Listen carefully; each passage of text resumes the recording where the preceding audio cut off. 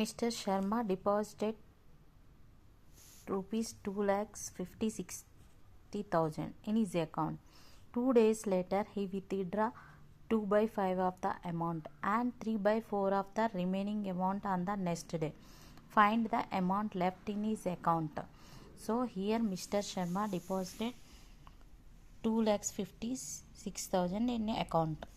2 days later, 2/5 amount withdraw. 2/5 into 2,56,000.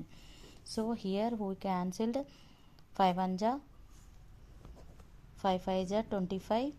So 5 1 ja 5 2 ja 0 0.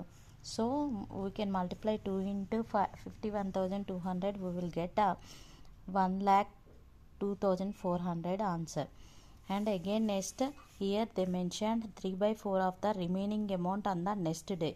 So whatever we got the amount, we have to subtract the total amount. 2,50,60,000 minus 1,02,400. We will get 1,53,600. So here what they mentioned, and 3/4 of the remaining amount on the next day.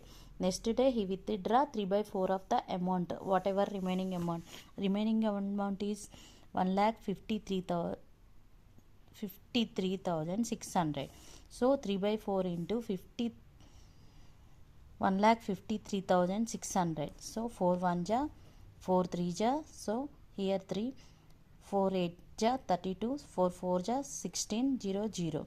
So 3 into 3 38,400.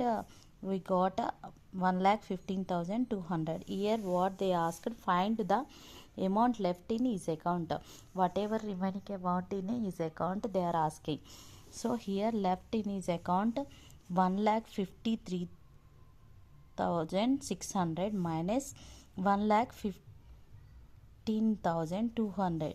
So we got the answer 38,400. This answer is 38,400 is remaining amount.